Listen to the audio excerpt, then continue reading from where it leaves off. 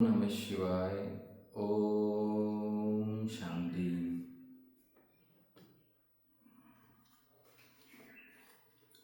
बाबा कहते हैं बेहद का बाप बेहद के बच्चों को बेहद का ज्ञान आकर के सुनाते हैं।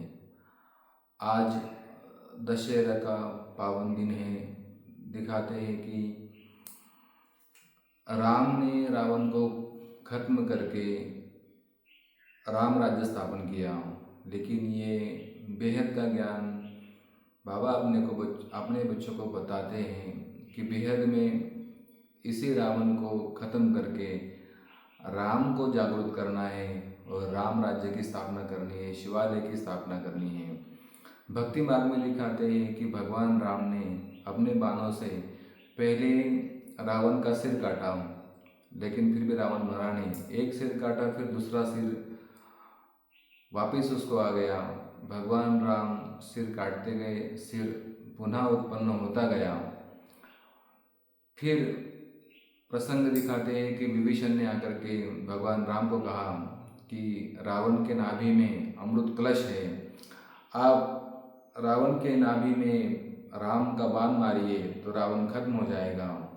फिर भगवान राम रावण के नाभि में राम बाण का तीर चलाते हैं और उससे रावण का अंत हो जाता है।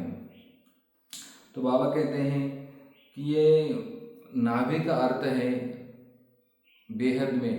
कहते हैं कि विष्णु के नाभि से ब्रह्मा निकला, माना ब्रह्मा माना मन। ये मन ही है जो देह भान से भरा पड़ा है। बाबा कहते हैं कि ये जो मन रूपी शक्ति है, इसको राम का बाण मारना है, माना ये भगवान राम की शक्ति है। भगवान राम की शक्ति है ये मन, बुद्धि और संस्कार। शिव परमात्मा को इन शक्तियों को अर्पण करना है, समर्पण करना है।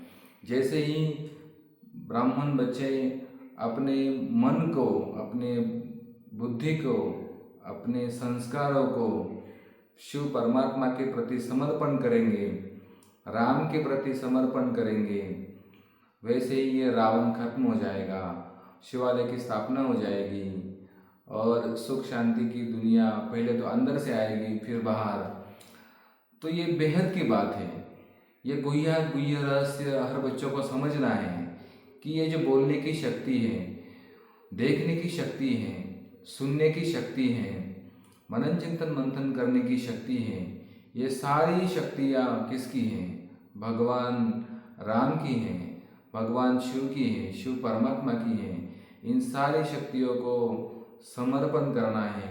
हम कहते हैं कि मेरा मन, मेरी बुद्धि, मेरे संस्कार, मेरा देह और मेरा सब कुछ, ये कुछ भी हमारा नहीं है। देखा जाए तो इन आँखों से हम देख भी नहीं सकते। अगर आप देखते हो तो आप जब सूर्य निकलता है तभी आप देख पाते हो, रात के अंधेरे में आप क्यों नहीं देख पाते हैं? इसके ऊपर भी विचार सागर मंथन हम बच्चों को करना चाहिए। तो ये राम ने रावण के नाभि में राम बाण मारा, इसका बहुत गुह्य रहस्य है। ये जो नाभि, मन रूपी जो नाभि है, जो चलायमान जो मन है, इस मन को हम कहते हैं हमारा मन, लेकिन ये हमारा मन वास्तव में नहीं है, ये शिव परमात्मा का मन है। एक बार आप इस मन को शिव परमात्मा के हवाले कर दो, सौंप दो भगवान शिव परमात्मा को, तो सब सरल हो जाएगा। अर्पण तो करके देखो।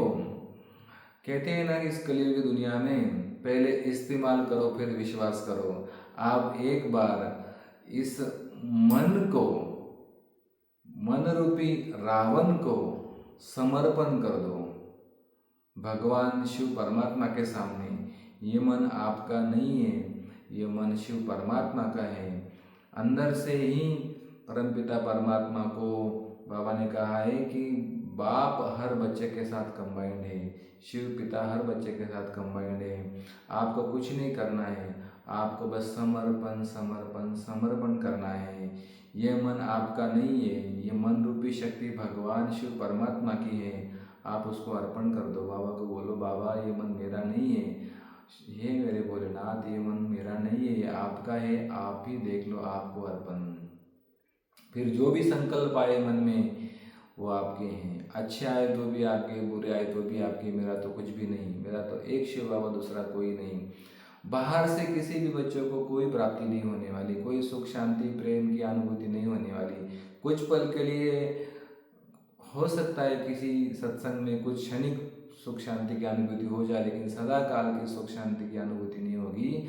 अगर सदा काल की सुख शांति की अनुभूति करनी है और अपने अंदर के रावण को अगर खत्म करना है, तो शिव परमात्मा को अर्पण करना होगा, समर्पण करना होगा।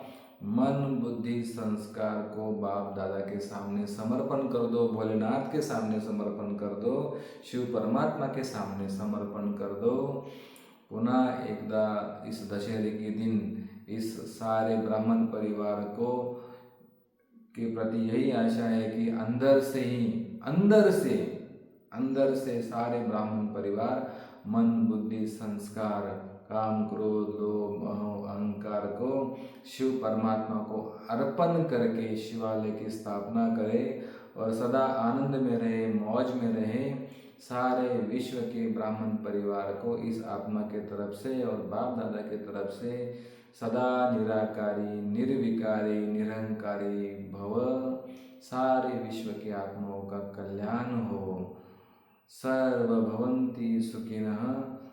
और मन को अर्पण करो, समर्पण करो, समर्पण करो, समर्पण करो, तो सारी शक्तियाँ आपके अंदर आ जाएगी, पूर्ण रूप से पवित्रता आपके अंदर आ जाएगी और भगवान शिव परमात्मा और आप एक दूसरे के साथ कंबाइन होके विश्व कल्याण का कार्य करेंगे।